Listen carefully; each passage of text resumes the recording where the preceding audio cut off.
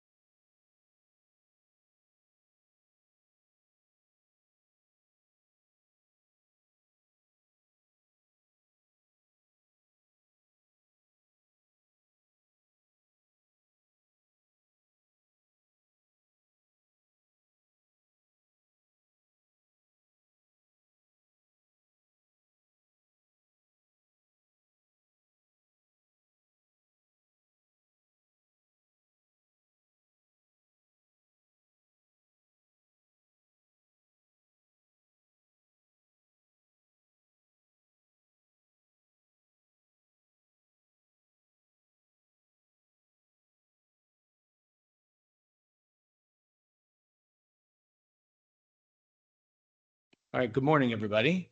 Welcome to the TAC. Elisa, can you do the roll call? Good morning.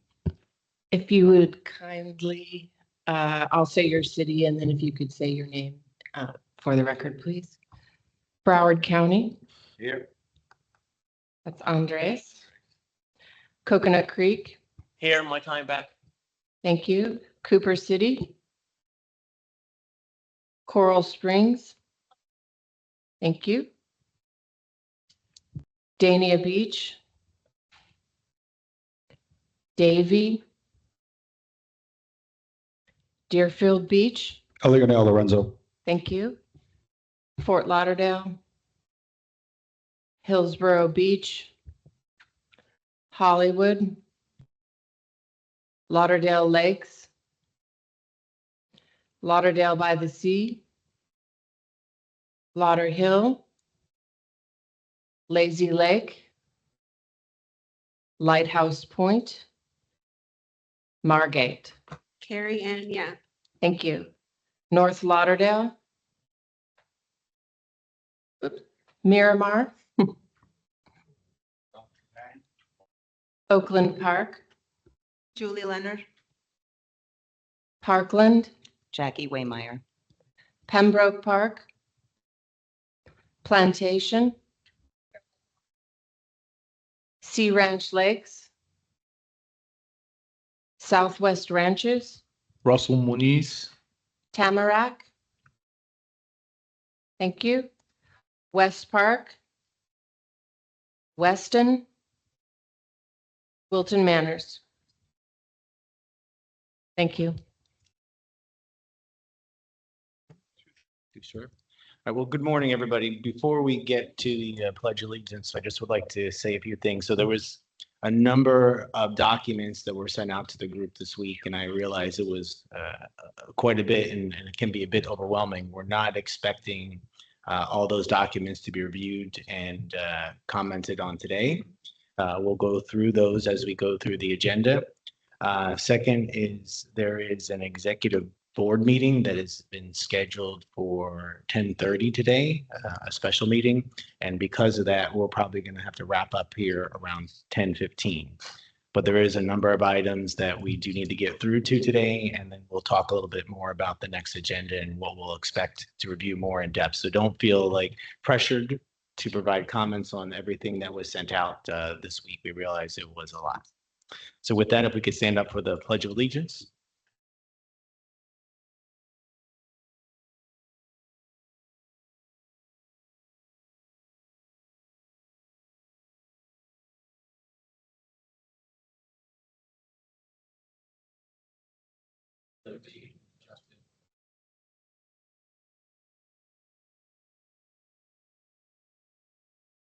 All right, item 3, public comment. We do not have any seat speakers or signups for public comment. Item 4, meeting minutes. Because we do not have a quorum, we will not proceed with approval of the minutes at this time. We'll push that to the next meeting. Item 5 on the master plan update. There's item A, which is the adoption of the master plan, and B, the draft facilities amendment. Before I turn it over to Daniel, just a real brief. So the master plan itself is approved by the executive board and the governing board, and not individually by the cities. But it is important, as each of us as partners in this, that we are participating in the review, providing support for the master plan, as that master plan, once it gets approved, is scheduled right now is for the governing board to adopt the master plan in March. That is the trigger at that time for the facilities amendments to be sent out and to start that process for review and approval by each of the cities. So it's important that we monitor that. It's important that we are knowledgeable and provide as much support as we can to facilitate that through the process, as that is the trigger for the facilities amendment. And like I had said before, the facilities amendment will be reviewed at the governing board at the next meeting, which is today at 10:30. So it is important that we actually provide some background on that. So I'm going to hand over the master plan update to Daniel, and then afterwards I'll hand it over to Jamie to give a summary of the facilities amendment. Go ahead, Daniel. Thank you, Chair, General Counsel, members of the TAC. You really summarized it very well. I'm not sure how much more there is to say, other than, the master plan was submitted to the executive committee back in August. What we've been focused now over the past many months is really the financial component. And as was, we've had a number of presentations to the executive committee.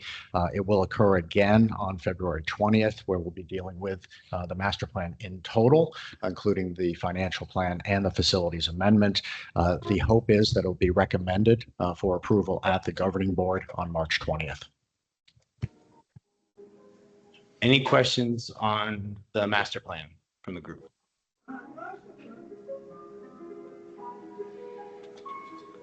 Okay, moving on to the facilities amendment. So as the documents, there were 2 documents that were provided this week to the TAC members. One was the actual amendment, and the second was a very good executive summary of the facilities amendment. So I'm going to hand it over to Jamie to give a summary of that.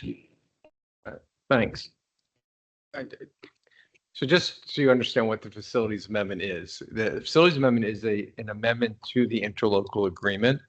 When the ILA was first done, we didn't know what types of facilities were going to be owned by the SWA. So there was various issues that we weren't ready to address, such as what happens at the end, at the end of the 40 years, what happens to the assets. We didn't know what type of assets we'd have, so we didn't really deal with those types of issues.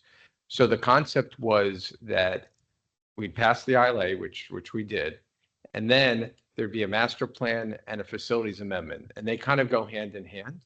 The master plan, which is only approved by the governing board, will be provided to all the cities along with the facilities amendment, which is recommended by the governing board. Each city commission will then decide whether to approve the facilities amendment. And by approving the facilities amendment, they stay in the system. If they decide not to approve the facilities amendment, then they're out. They're not part of the system anymore. When they consider the facilities amendment, they'll have the master plan, which was approved by the governing board. So they will be able to look at the master plan, and that'll go into the analysis of whether to approve the facilities amendment. Once they approve the facilities amendment, the cities are in for 40 years. So this is the one key decision time. The governing board is going to, or I'm sorry, the executive committee will be discussing the facilities amendment this morning at 10:30 and wanted any comments from TAC. And that's one of the reasons why we're presenting this to you now. So if you have any comments, those can be presented to the meeting at 10:30. Next week on Friday, there's a meeting of the governing board, and they're going to consider the facilities amendment. They may approve the facilities amendment then, or they may approve the facilities amendment at the March 20th meeting, where we don't, we're going to see how it goes next week. It may be approved right then. Once the facilities amendment is approved, and once the is recommended by the governing board, and once the master plan is actually approved by the governing board, then it goes to the cities, and the cities are going to have 120 days to decide whether to approve the facilities amendment. So that's basically the timeline. The plan is, I think, on March 20th to have the master plan approved, and on or before March 20th, possibly on February 20th, the facilities amendment will be recommended by the executive committee. It will then be actually formally provided to the cities on March 23rd, and they'll have 120 days, which gets us to the middle of July. That's the plan. So what does the facilities amendment do? Now, I will tell you the facilities amendment is a little bit different than was initially envisioned. When it was initially envisioned, the thought was the SWA was going to own, major solid waste, all kinds of facilities.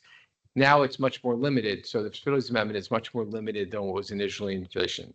So the first thing that it does is it discusses what types of facilities can be owned by the SWA or operated by the SWA.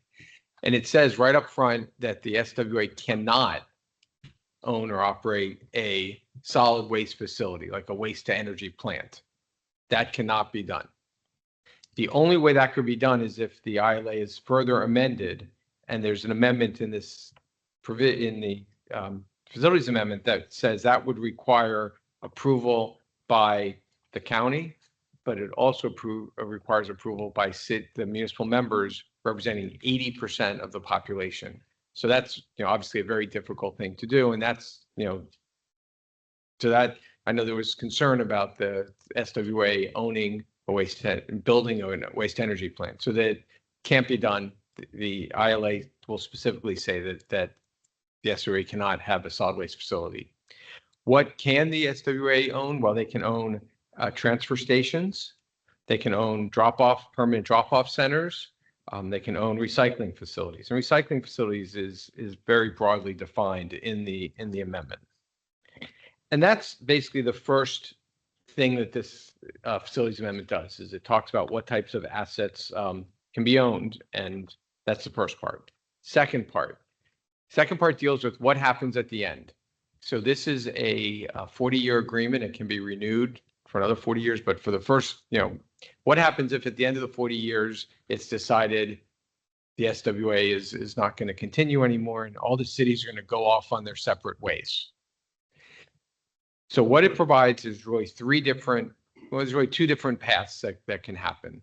So if the cities want to go break up the SWA, one possibility is that even though the SWA is not going to continue, there'll be a successor entity. Either maybe the legislature could create a different entity. There could be some kind of district, create a different district other than the SWA, or the county could end up taking over. And this is talking about taking over everything that the SWA does. In order for that to happen, there's a very high threshold. Basically, the county has to approve it. And in addition to the county approving it, you need municipalities to approve it. And the municipalities have to represent a majority of the tonnage of the population of the municipal parties. So it's a majority of the municipal parties population, plus it has to also represent 55% of the total waste. And that includes waste of non-municipal parties. So if there's cities that are not part of the system, but they want to become part of this new county system or the new successor entity system, their tonnage would count as well. So it's a pretty high threshold. But if that happens, then all of the assets and operations of the SWA go to either the successor entity or to the county, and without limitation. So the municipal parties that choose not to stay in will never get compensated for what they have put in over the years. The other possible thing is all the cities go out on their own. There's no successor entity. The county isn't taking over. And in that situation, the cities, well, for the assets, what will happen to the assets? Anything that's a regional asset will first be offered to the county, and everything that is not a regional asset is first offered to the city in which it is located. If the county doesn't want a regional asset, it is then offered to the cities where it's located. And if the cities where it's located for the other assets, if it doesn't want it, the county then has the ability to take it. Under this scenario, any assets that go to either the county or to a city have to, for 5 years, be used for the solid waste purposes. And if they're not, right at that point, the county or the city that took it either is going to have to pay the fair market value to all the other municipal parties or sell it, and then the sales price is distributed the same way. Or at the end of the 5 years, the same thing happens. They have to either pay for it or sell it. So the concept is there's a 5-year transition period. During the 5 years, so long as it's used for solid waste, whoever got that asset can continue using it for solid waste. But if they stop using it for solid waste, or you get to the end of the 5-year period, they got to either pay for it. And if they pay for it, then they can use it for whatever they want. Or they can sell it, and then it can be used for whatever. But the money goes. So the idea is, unless there's a successor entity or county taking over everything, these assets 5 years later, all of will either be sold or compensated to all of the other parties. The third part of this agreement deals with really inspection and reporting ideas. And this was really kind of pushed by the county, and the county wanted to make sure that certain things were done, to make sure that everyone has transparency and make sure things are done properly. So the first concept is inspections, and any of the parties, the county or any of the municipal parties, can do this. So basically, at their own expense, if they say they want to do inspections, they can do inspections, and the SWA will cooperate and let them do that. The second aspect deals with the systems facility report. And this is I think it was 18 months before the end of the term, there has to be an analysis, a systems facility report that's going to look over everything that's being done to see how well it's going. The thought is that's 18 months in advance, so everyone will know whether or not they want to continue it. Or if not, they can choose not to. But there's this comprehensive report that has to be done. The third aspect is something that the county can do, which is a county technical review. And the idea here is, because the county has the statutory obligation for disposal, that they have the ability at their own expense at any time that they want, they can do a technical review, which is audits, inspections, and just look at what's going on, dealing with authority operations, planning and capacity to meet future needs, vendor performance, contract administration, and anything else that materially affects their duty to provide access. Now, if their inspectors or their, as a result of technical review, they find things that they think are not being done well, they can then present them to the governing board. And if the governing board wants, they can take that advice and do the things that they suggest. If they choose not to, if the governing board says, no, we're not going to do what your people say we should do, They don't have to. I mean, if they say they don't want to do it, they don't have to. But if it does relate to the statutory obligation of the county, and the county feels that the thing they found is going to make it so they're not able to fulfill their statutory obligation, it goes to a dispute resolution process. It's a kind of a mediation type of process, et cetera. And then ultimately, if the county thinks that the SWA is doing things that interfere with their statutory obligation, it goes to an arbitrator, and there's a process for that. The next section deals with maximum service charges. The executive committee, because we have not done the RFPs or RFQs yet, we don't know what things are really going to cost. So the master plan is going to set forth a maximum price. So it's a maximum service charge. And that can only be exceeded through, well, it goes up each year based on an index. But if they want to provide more services, for example, and that price is going to go up even higher, there was a feeling that the cities and the county all wanted protection against that happening. So it makes it very difficult. You need to have 2 hearings. You need to have them 45 days apart. There's certain protections, and you also need 2/3 of the municipal population representatives from cities representing 2/3 of the municipal population to approve it, plus the county. So the idea is that the master plan is going to have a maximum price, a maximum cost, and that, it's not written in stone, but it's written in, soft stone. It can be lifted through a 2/3 vote with 2 hearings, et cetera. Then there was some provisions dealing with voting that we just wanted to clarify. So it's just some quorum and voting issues. And that's basically what the facilities amendment does. Any questions or comments for Jamie? Russell? I'd just like to say thank you to Jamie and anybody who was connected with the facilities amendment. As I was reading through it, questions were popping up in my head, and as long as you read through it, you'll find all the answers. It's very contemplative. You've thought of what appears to be every potential eventuality. So I appreciate the time and the input. Thank you. Margate? I do have one question regarding ownership of a facility. If Broward County doesn't want it and it only is then allowed for the municipality where that facility is owned, Margate will likely never be one of those. And at that point, it feels like we then don't have any say with what happens at that point.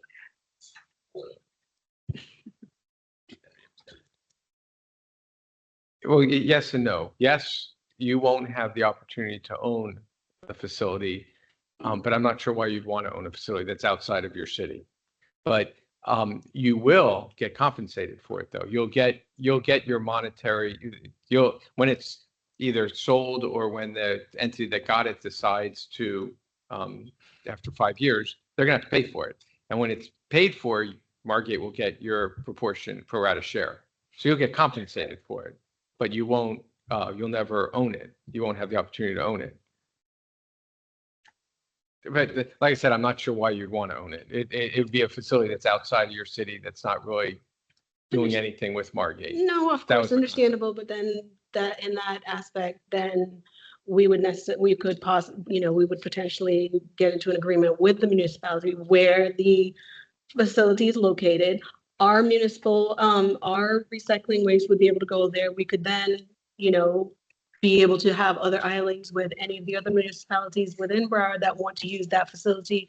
That might be, depending on where it is, it may be a facility that is better suited for one municipality based on proximity versus another one that is owned by Broward County or, a private entity.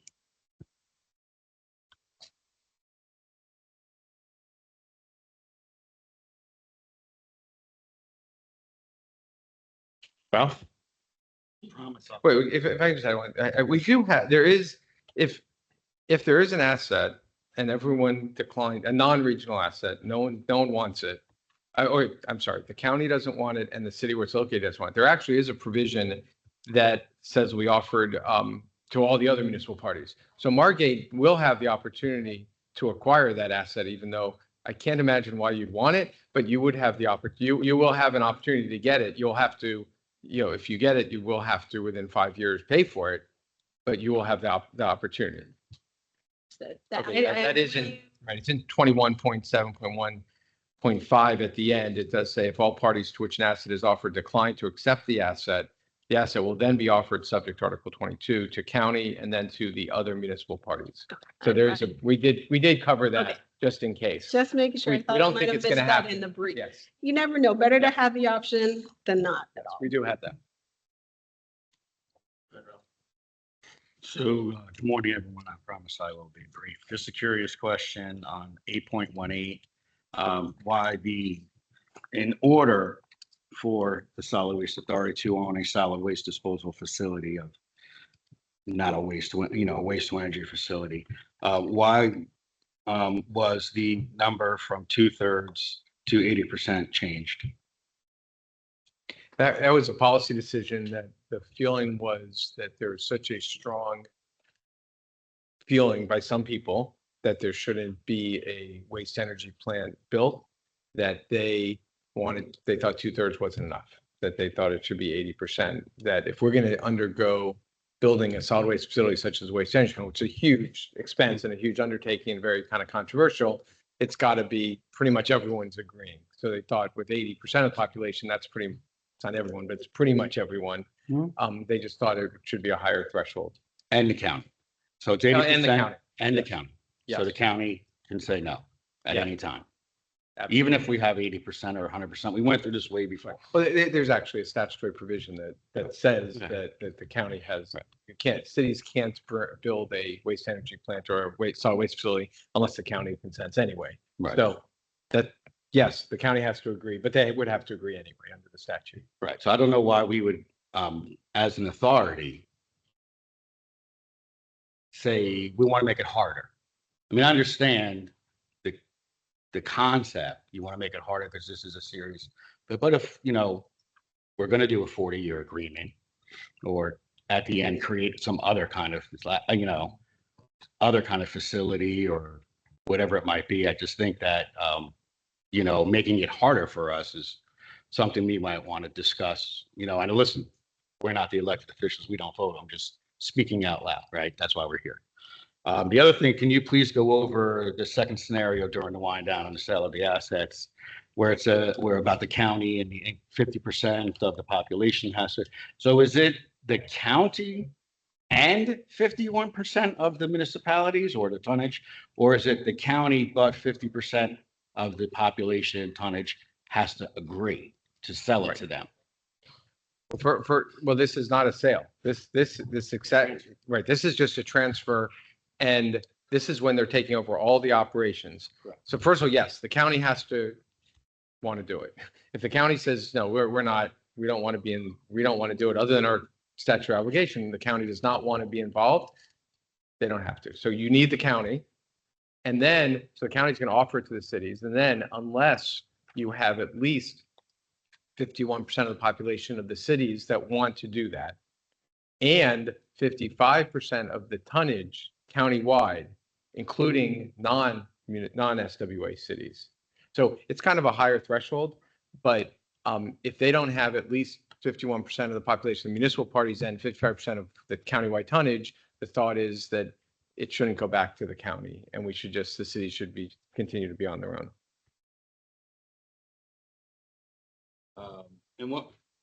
And one more part just following that, where just for clarity, so everyone is aware, the part where you talk about if there be no the municipality, the members would not be due any return money. That part again, can you just Right. Under the scenario where you have the 51%, the county and 51% of the municipal parties and 55% of the county tonnage, and the county is going to take over the entire system, then the cities will not get compensated. So each city is going to say, all right, well, I'm going to be part of the county system and get the benefit of it, or I'm not going to be part of the county system. I'm going to stay out on my own. In that case, you're basically forfeiting any ability to get the money back. So But that's also, under that scenario. And I also remember that right now we only have 83% of the city tonnage, of the countywide tonnage. And theoretically, when the facilities amendment passes, it could go down to another 20%. And then for this, so the percentage of the municipal waste that will be part of the SWA will be possibly 65%. So to get to 51% of the countywide tonnage is a pretty high threshold. And would, under this same scenario, and I appreciate your very clear explanations, would that, under the county and the municipalities that decide to be, is that a new entity then? Or is that going under the current Broward County ILA? What's the thought there? Well, I don't know if the current Broward ILA will be around. That's, talking about a long time from now. It would be the county. The county could have it as a dependent district, or it could be just the county itself. But if it's a successor entity, we have a provision for that also. So it could either be the county or a successor entity. So the county, it could be any type of entity that's created at that point. This is 40 years from now. We don't know what the law is going to be. We don't know what's going to be allowed at that point. But whatever that successor is, be it the county, a department of the county, or a different district, or some other successor entity, the same 51% and 55% still apply.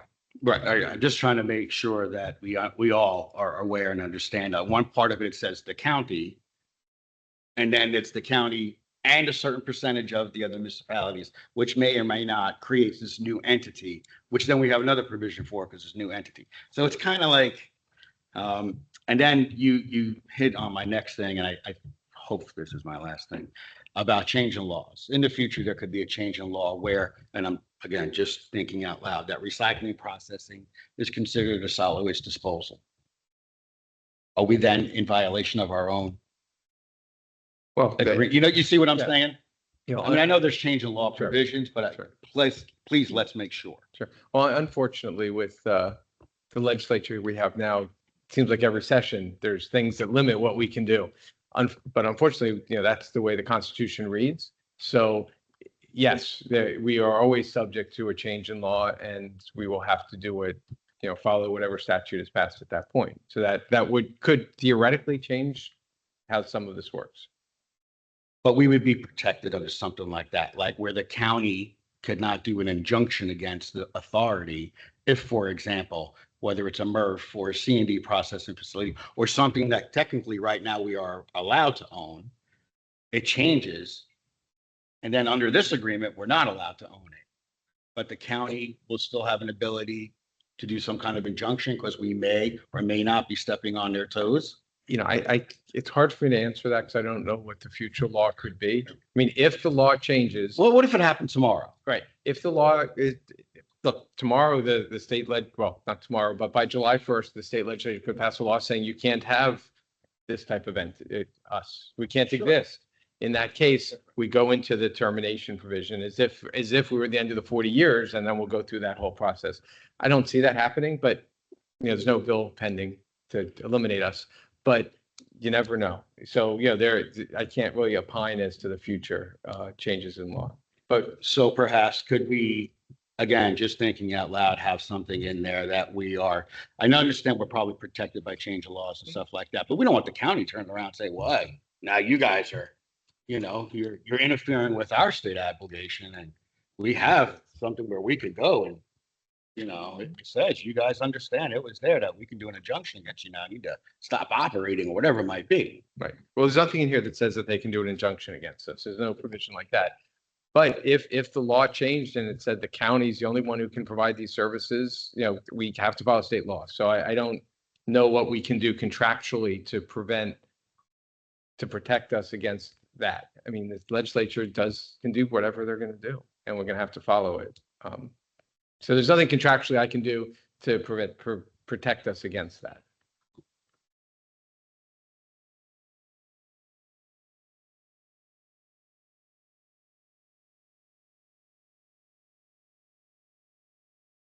Anyone else?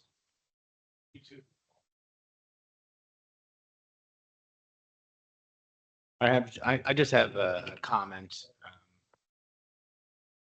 So as we move forward with the facilities amendment, it is really important that that we educate our commission. As you heard earlier, once the master plan is approved by the governing board, that is the 120-day ticker to get the facilities amendment approved by each of our cities, commissions, or councils. So I would encourage each of you to go back and start that education process. I'll tell you that I personally am planning on having that discussion with our commission, at least as an update, hopefully at the next city commission meeting. So I encourage you to at least start the conversation on the facilities amendment. Maybe the executive summary, the master plan is a good document.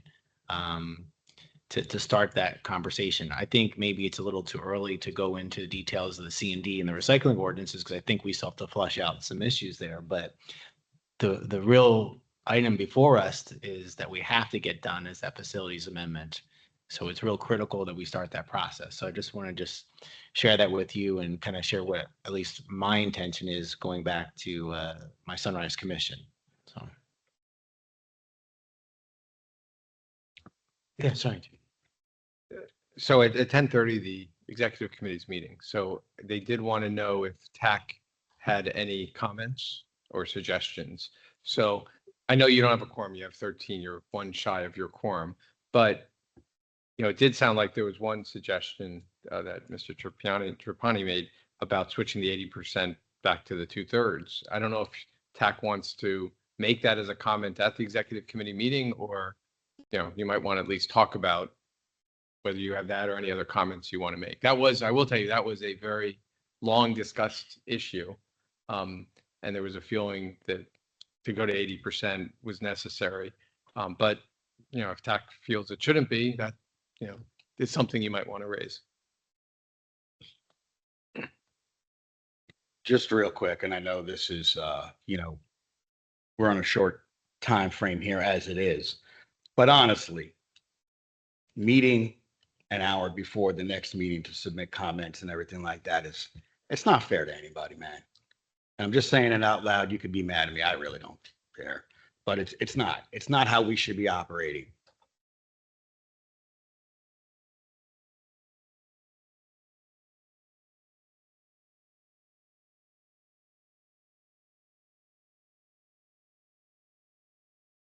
That we already sent comments, and I want to make sure that those are going to be incorporated into the discussion today. That's why I'm not bringing anything up. So our member Nancy, okay, she sent comments. So just want to make sure that they're going to be. I'm not sure we have those, Lisa. And one. We now have a clarification. quorum, by the way. If you can please clarify what system waste is, because we do have wastes that are exempted right now from our franchise agreement. And we just want to make sure that they're not part of the definition.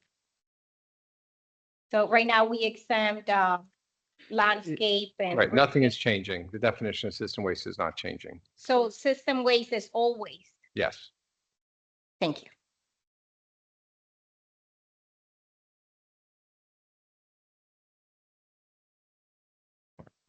Mayor, I just want to take a moment to address the timing. As you know, we are on a deadline with the ILA. It's not a deadline I like. It was established years ago. The executive committee has been meeting monthly and is even doing, a special meeting today. The process of the facilities amendment began in December, and it was torture. It took a long time to get here. The second it was done, it was provided to the executive committee, and then thereafter submitted out to you all and to the governing board. This issue of it's not fair, it's not the way to operate, we're all working hard because of mistakes made 50 years ago. We tried to come up with an idea of how do we extend the ILA? How do we give ourselves more time? But for God's sakes, we've been working at this for 5 years and nothing has come of it yet. We're at a point of either staying together or falling apart. So I apologize as the chair that this is not ideal. I've apologized to my colleagues. but it's not for a lack of work on behalf of Mr. Cole and the county attorney's office, multiple meetings that I was involved, multiple drafts, and quite frankly, rolled up sleeves and fisticuffs to get to this point. Fortunately, you're being given this. We don't have to approve it on February 20th. Technically, it doesn't have to be approved until March 20th. You have the time. Take it. We're presenting it to you because I don't want any further delay. It's being presented to the governing board because I don't want any further delay. And so I hope that you'll look at this as something that is not because, and I know, Ralph, you know this, you're at every darn meeting. There's a significant amount of work that's been done, and we're moving as fast as we can. So I thank you, and I apologize, but we need your input. Thank you.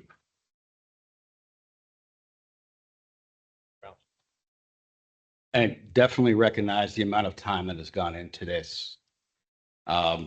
It's also appreciate everybody. I mean, we will submit some comments once we have the final kind of version, because we don't want to, say this on this version and this on another version and this on another version. However, being that we are against this timetable in a few months, perhaps there is, and again, I am just throwing this out there, there's some kind of appetite for consideration of maybe an extension and or conditional approval with specific measurements that must be reached and accomplished in order to continue moving forward. Again, just a thought. We're all here together. You could say stupid idea. We could say great idea. Mayor? First of all, do not hold back comments on any version that you have in front of you ever. Just like the C&D that was pushed out, waiting for a final version extracts you from the process. You're part and parcel of this process. The same comments we're getting from the executive committee and the governing board members, you all are specialists. Do not wait for a final version. Tell us what the problems are now. That's the point of presenting it to you. That it's exactly the wrong way to handle it, and it's going to create more delay. That's number one. Number two, I would love an extension. It was not possible. It would require every city to agree to it. It simply wasn't going to happen. And this has been a discussion going on for over 8 or 9 months. This is not a new request or let's talk about it.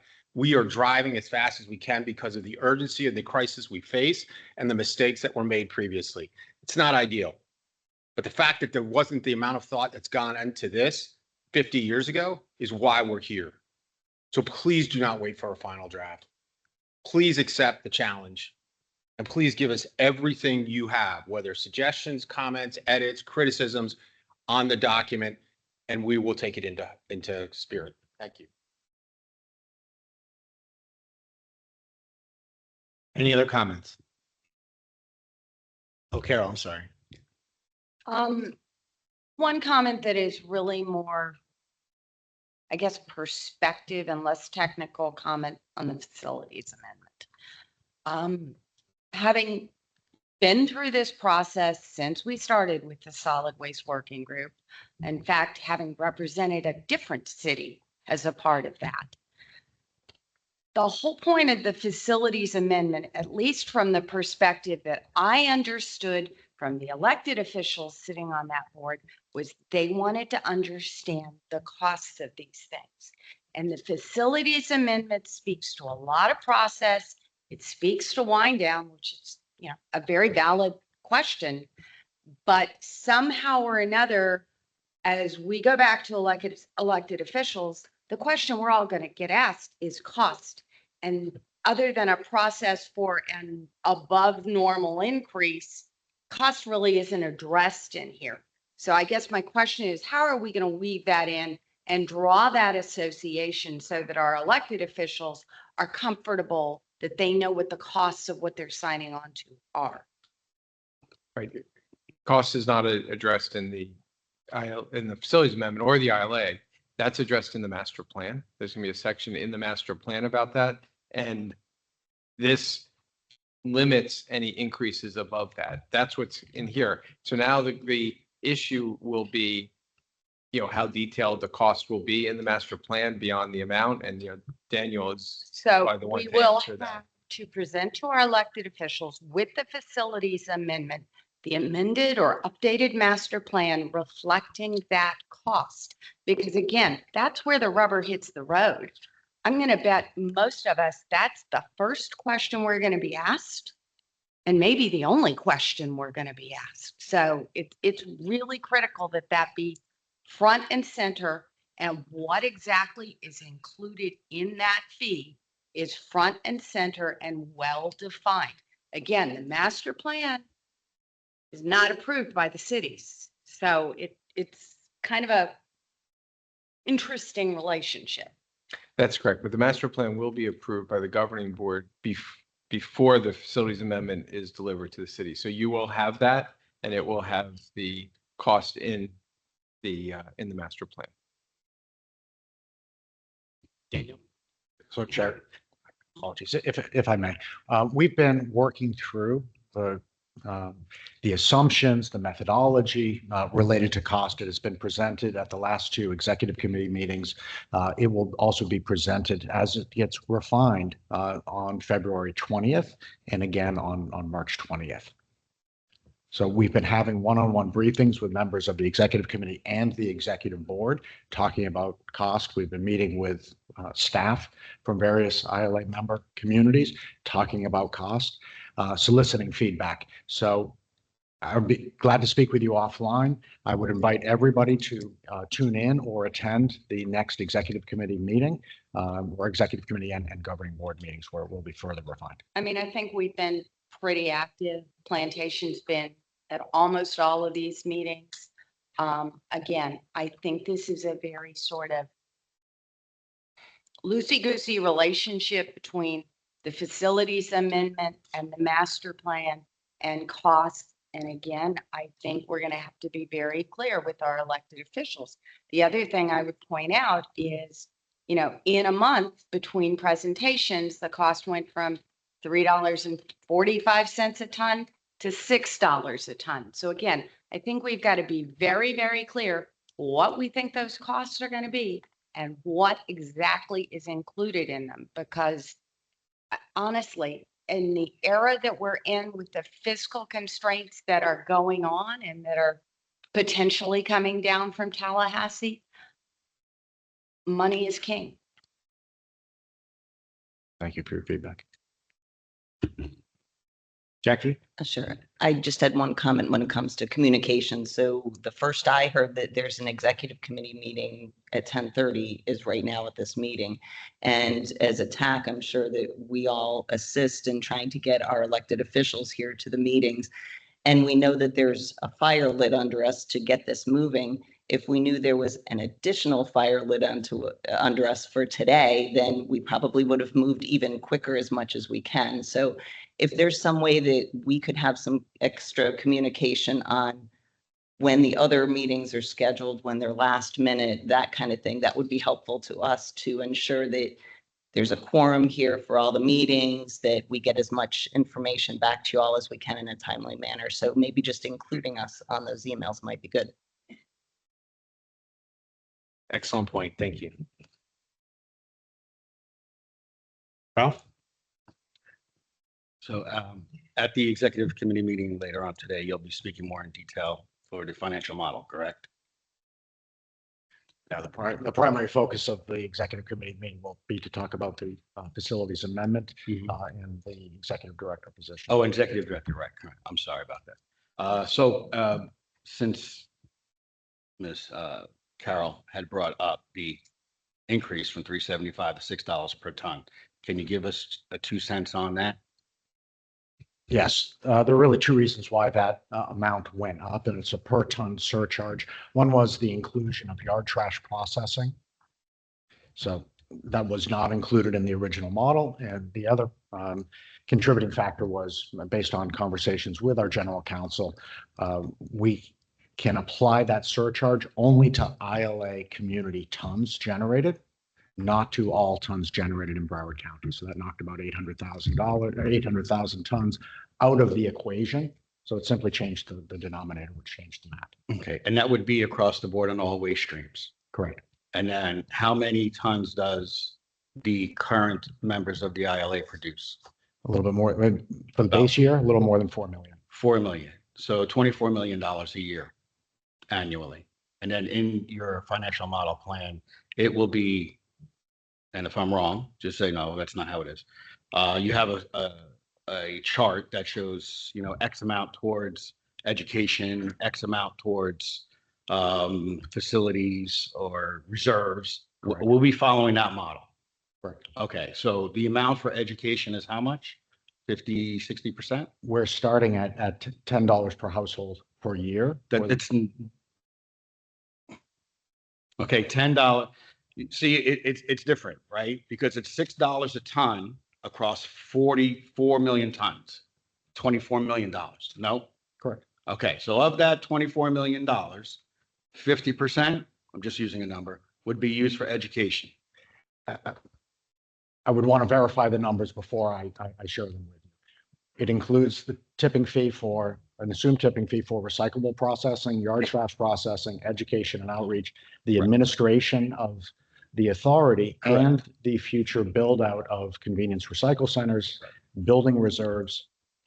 So Right. we are in the process of summarizing. So we've talked in broad brushstrokes, trying to refine the analysis, but all of that will be presented at a future executive committee and governing board meeting. Okay, so just theoretically, if it was 50% and it was 24 million, so we're gonna spend 12 million on education, 5 million on reserves, whatever it might be. Yes? Again, it's a fair question. I don't have the numbers or percentages at the top of my head. So I'd rather not misstate any of the Okay. information. Just some other thoughts. Would that, I know the $6 can change in the future, say we want to build another facility, it costs more, blah, blah, blah. But would that $6 be subject to, and we subject to annual CPIs, correct? Correct. Okay. Why not do a flat assessment then? We've And had- keep it, yeah, and we- keep it. We've had a lot of conversations about the funding approach, whether a surcharge is appropriate at this point versus an assessment.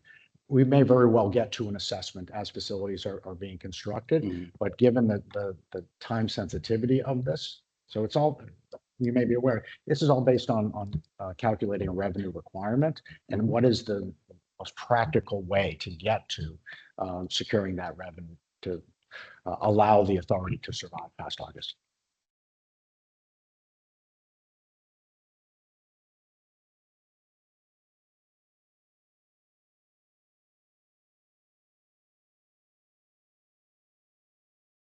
Any other comments? I want to thank everybody for their feedback on this item. Just Sure. so is TAC going, now you do have a quorum, is TAC going to have any recommendations or comments at today's meeting? Or, I mean, you probably should decide who's going to be the speaker if you are going to do that and what you're going to do. Is there any formal comments that I know there's a lot of discussion points. I think the primary in terms of the facilities amendment was the 2/3 versus 80%. There was other comments on the financial side, but that's not directly tied to the facilities amendment. Was there any other items other than the 2/3 to the 80%? Russell? Should we take a formal vote of the TAC just to make a recommendation to endorse the facilities amendment? We could, that's what I'm trying to see if there is any comments Yeah. to transmit. I think that was the only item that was raised, and I didn't see any support for it. I know I certainly don't support going back to 2/3. Listen, I agree with you, Russell. I appreciate Ralph's comment on that, but as we've gone through this process, we've seen the concerns raised regarding the WT facility. And if that's the change that is needed to give assurance to the municipalities to gain support of the facilities amendment, I'm supportive of it.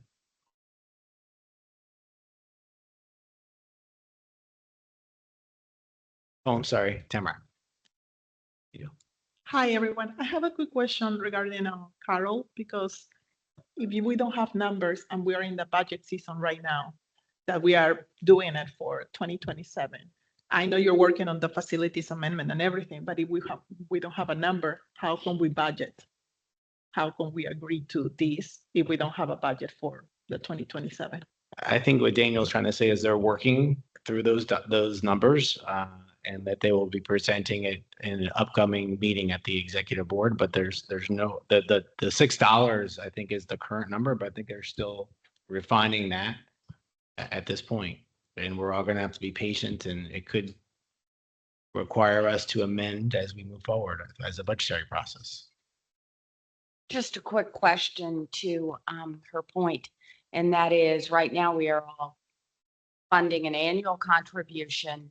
And I guess one of the things that we probably all need clarity on as we go forward, because we are in budget season, is whether that goes away in favor of the $6 surcharge for the upcoming fiscal year, whether it's a hybrid for the upcoming. But I mean, just so you're aware, Daniel, for many of us, that's going to be a number that we're going to need in the next couple of months, not something that we can push. It's understood and appreciated.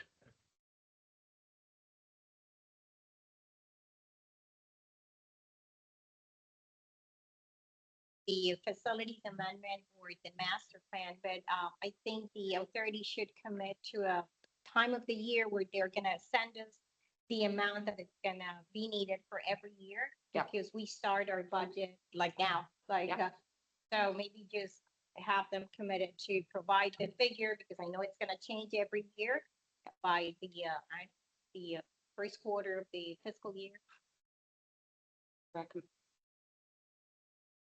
Well, Yes, that's actually going to be one of our comments as well, that we need that number prior to, like this year, last time we got it at the end of September. I do have another question though for the financial model, and I just want to understand that part of the $6 per ton, we talked about education facility and recycling processing costs. Is that correct? So part of the $6 will go to recycling processing costs. So we already pay for recycling processing, so this is just an addition, supplement, explain, so we're It clear. essentially would be a transfer, right? So if you're currently paying it in your collection agreement, what the actual processing cost is, we are assuming what the cost will be once the ILA and flow control is effectuated. So your recyclable materials would now be part of the economies of scale of going out on the street with a solicitation to get the best possible price, which may be preferable to what your current contract states. So it may be an offset to what is currently part of your annual What if solid it's waste not? assessment. What if it's not? What if it ends up costing us more? It's a possibility. We think that it's a remote possibility. And I think I'm just not so much in favor of us supplementing our, I mean, I know you're saying economies of scale, but listen, honestly, there's already most favored nations in all of our contracts. So economies of scale are really not going to matter. And it's not so much the tonnage, more of the years of the term of the contract that gets us a more favorable number. However, I just want to go back. I'm not in favor of supporting supplementing recycling processing costs, you know, through this. It just doesn't just sit well with me, to be honest with you. I just want to thank you for the clarity though.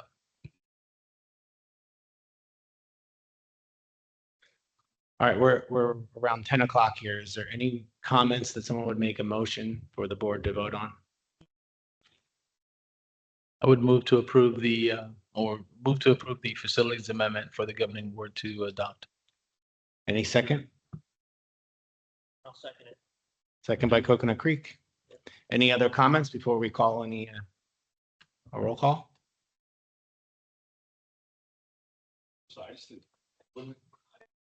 There was a motion to accept the facilities amendment.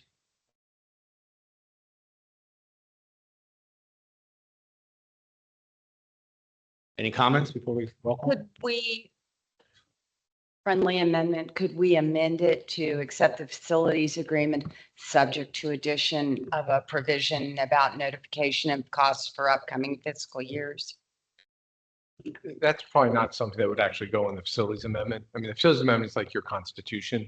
That's more of an operational thing that would go in the bylaws or something like that. It's not really appropriate for a facilities manager. It needs to be recorded somewhere because that's a Understood. critical hit road process for cities.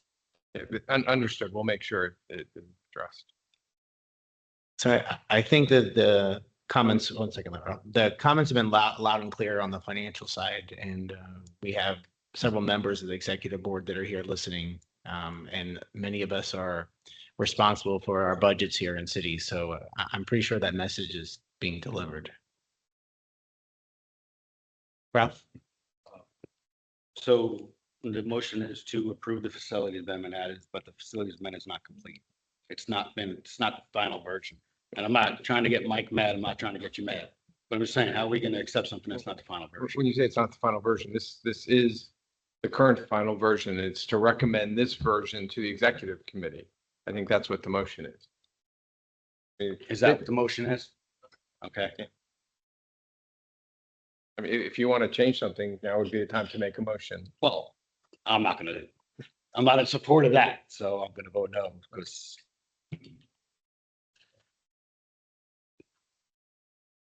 Any other comments? Let's do a roll call, please. Okay, vote on the motion. Broward County, yes. Coconut Creek, Cooper City, Coral Springs, Dania Beach, Davie,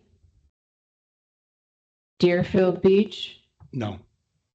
Fort Lauderdale, Hillsborough Beach, Hollywood, Lauderdale Lakes, Yes. Lauderdale by the Sea, Lauder Hill, Lazy Lake, Lighthouse Point, Margate, No. Miramar, No.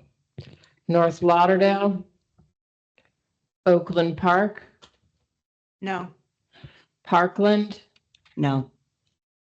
Pembroke Park, Plantation, Sea Ranch Lakes, Southwest Ranches, Yes. Tamarack, West Park, Weston, Wilton Manors. Western, yes. Oh. So, Weston, Yes, yes. thank And you. Sunrise also hasn't voted yet either. Oh, and Sunrise at the Yes. very top.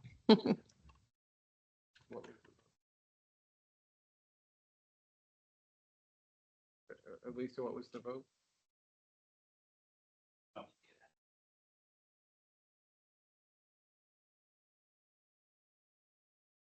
Since the vote is not to recommend it, I think it would be valuable for the executive committee to know why, so that they can fix Right. or discuss the issues. Yeah.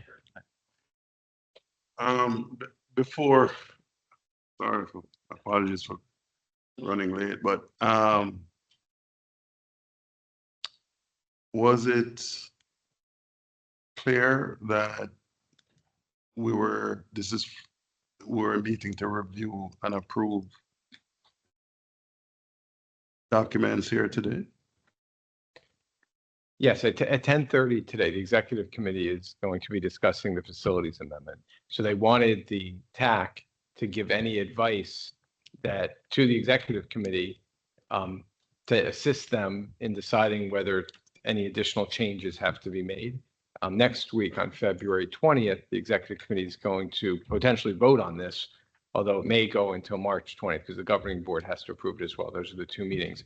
So they're really looking for advice. So based on all the comments, it sounded like everyone was supportive of this, but then there was a vote. A lot of people voted no without really explaining why. And I think the executive committee would want to know, but I'll let the chair talk to that. Yeah, I'm not- but my question goes back to, was the TAC clear that we would be, yes, we got the documents Monday, Tuesday. But I don't know if it was clear Like, for instance, the executive committee may have in their agenda where they're going to move and approve something. So Carl, I'll jump in on that. So the agenda was prepared. Yeah. We sent out the several documents, including the facilities amendment. There was not a clear vote. There was to receive comments. However, there was a motion made and a second. So therefore, there was a roll call. No, I know, but I mean, I voted yes, but I think some of the no's is because the motion came up and you have to vote.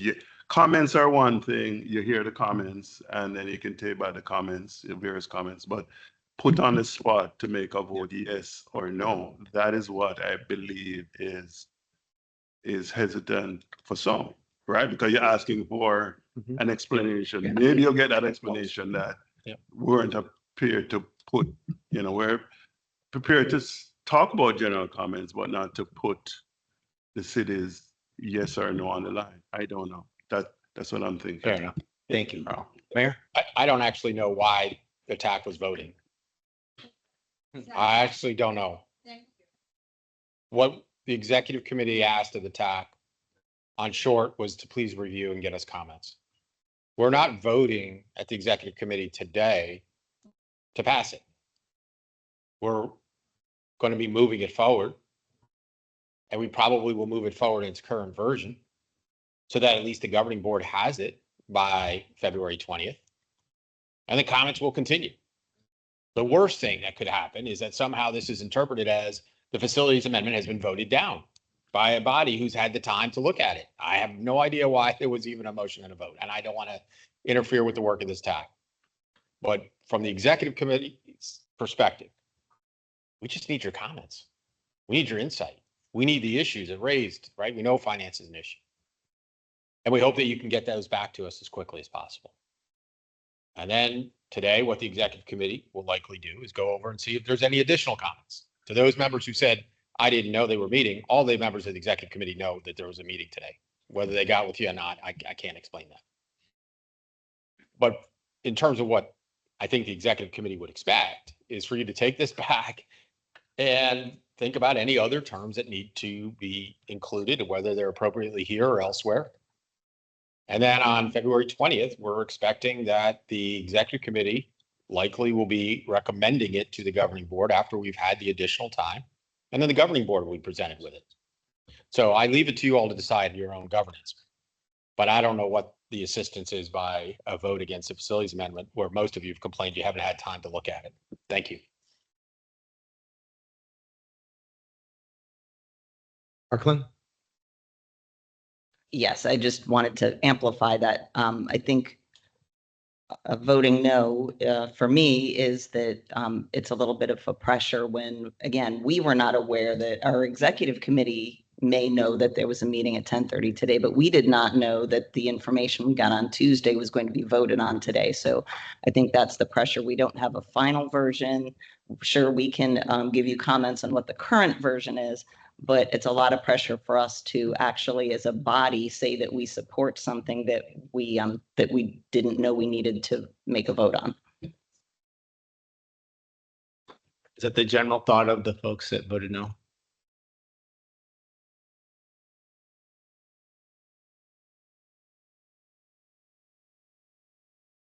So it sounds like the no votes weren't so much against it, but more you weren't prepared to do it. So maybe you should do a motion to reconsider it and then withdraw the motion and just talk about what comments you want to make, if any. But maybe the motion is that you have no consensus comments to make at this time. Something along those lines. So someone who voted to reconsider, only someone who voted no can do a motion to reconsider. So someone who voted no wants to move to reconsider it, can do that, and then we can proceed. I'll be the person. I'll make the motion to reconsider. Second? Second. Second by Margie. Any comments? Ralph? This is more for the financial model. Microphone. This is some more from the financial model. Okay. And just using what's been presented. in the financial model, it's $110 a ton for recycling processing, correct? Okay, you had earlier said it's about $10 per home annually as for the $6, right? Okay. If you take $110 per ton and you multiply it by the waste generation factor, what waste generation factor would you be using for residential recycling? Okay, so waste generation factor is the amount of tons each home gets rid of every year. For garbage, it's 1.3. We used that before. For recycling, each city may know their number, they may not. Say in Miramar, it's 0.17 tons per year. So if you multiply $110 times 0.17, anybody can do it. How much is that a year? It's $17. But we just heard it's going to be $10. I don't think I need to say anything about that. I know that's not the facilities amendment, but no. Get back to the motion. Any other comments on the motion to reconsider? Roll call, please. You only have to announce the people who are actually here in the roll call. Sorry, first time with this one. It's okay. Sunrise, Yes. Broward County, Yes. Coral Springs, Coconut Creek, Yes. Deerfield Beach, No. Lauderdale Lakes, Yes. Margate, Yes. Miramar, No. Oakland Park, Yes. Parkland, Yes. Plantation, Southwest Ranches, Yes. Tamarack, Yes. Weston. Yes. Thank you. Motion passes. Okay, since that passed at this point, it sounds like people don't want to take an official position recommending or not recommending. You may want to withdraw the motion.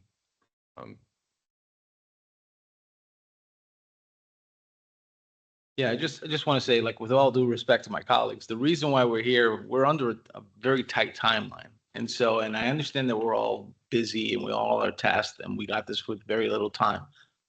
I received it the same day as everybody else. I had a council meeting last night. Still, I took the time last night. I was up till past 12 o'clock, making sure that I reviewed this stuff because I know how important it is and I wanted to be prepared for the discussion.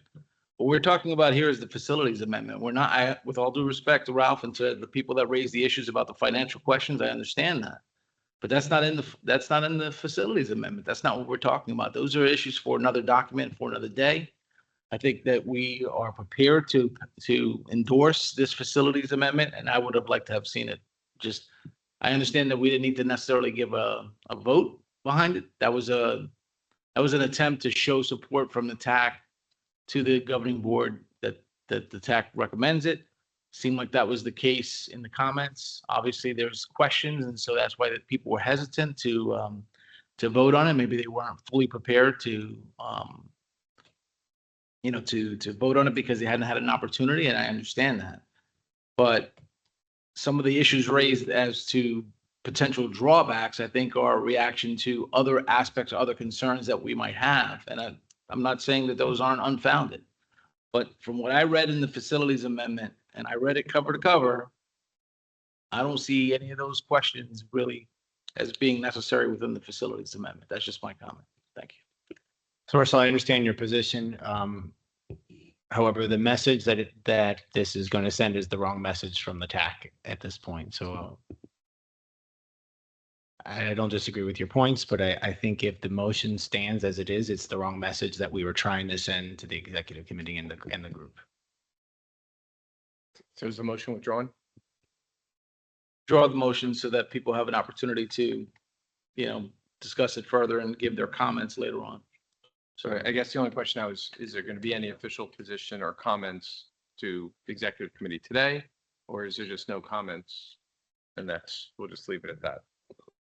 What I'm hearing is that there's no official comments from this group. However, that many of you still need some additional time to review and provide additional comments. Thank you. Coral Springs provided formal comments. If you would like to get any official comments in, please send them to me as soon as possible. We heard a few comments here tonight or this morning that executive members have heard, but there's no official comments this time from the TAC.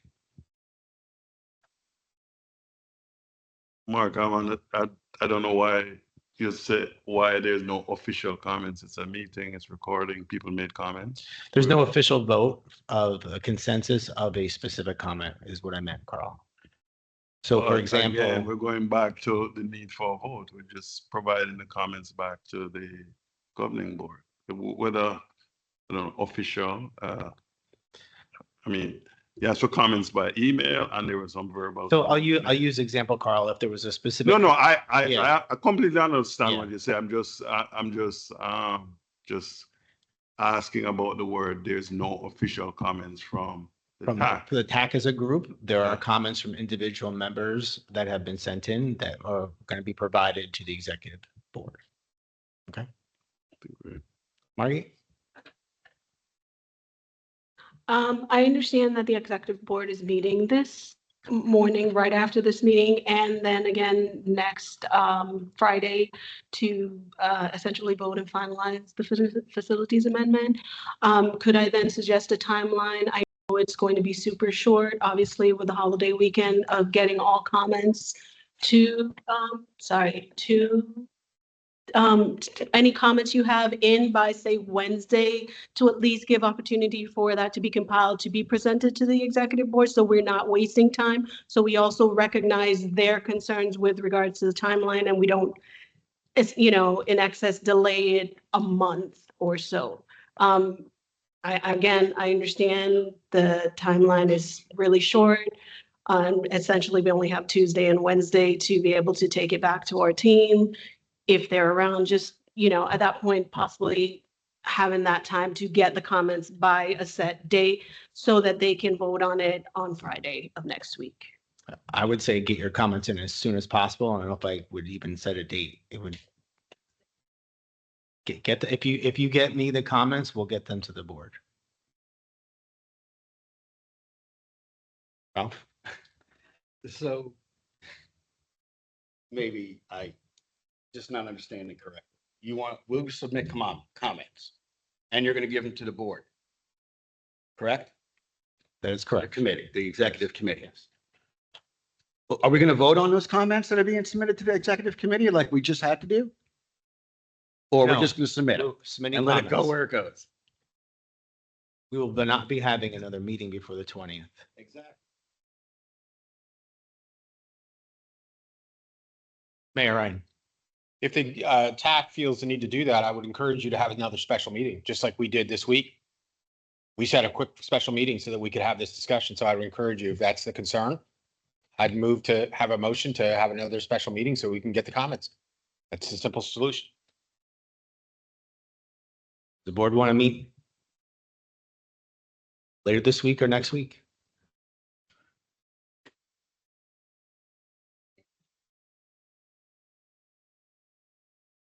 Jackie? So maybe I just need to be clear about this. So I understand there's official TAC comments if we all agree on them here, but we've also submitted our own comments from our own cities.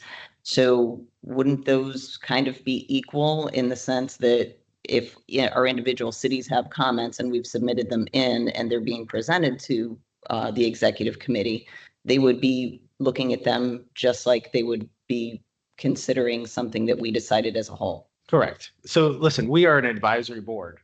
We each can submit comments individually as a municipality. If there is an issue that raises to the level that this board should act on as a group on a specific comment or an issue related to the facilities amendment, then we should meet and vote on that. But subject to each individual's municipalities or county's comments, they should get them in as soon as possible to the executive committee. And if they want to get them to me, I'm happy to transmit them.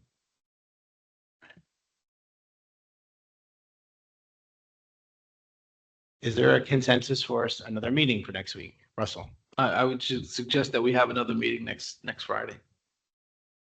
Well, next Friday will be too late because the next Friday is the meeting for the executive committee. There's a C and D meeting. Oh no, I'm sorry. There's an outreach and education meeting from 9 to 10:30 here. You could do it right at 10:30, right after that, because we know we have the room.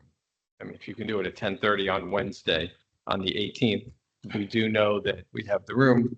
You know, we can just switch from one meeting to the other.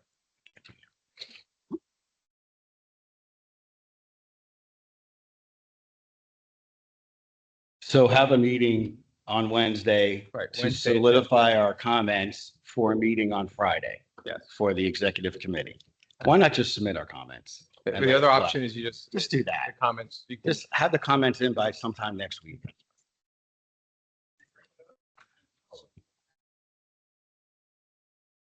I would suggest you all get your comments in by next Wednesday at the latest, if not sooner. I would suggest you have all your comments submitted by next Wednesday at the latest. But sooner the better. All right, so with that, I think our time's winding down. We have a scheduled meeting already for, apologize. Where's my agenda? March 16th. Thank you. Russell? Since we have a quorum, can we move to approve the minutes from the last meeting? Yes. Yes, we can. There's a motion. Consider that a approve? motion. Motion by Second. Parkland. All in favor, say aye. Aye. Anybody say no? No? All right. Minutes are approved. All right, we conclude today's TAC meeting. We'll see you Hey, on Mark. the 16th. One quick comment. Can we get that on the agenda, the idea of the MRF recycling processing being subsidized and the pros and cons, and take a look at that? So I have some concerns about that and see what the theory is on the MRF and, you know, when we think we're going to go out for an RFP. Okay. All right, thank you all.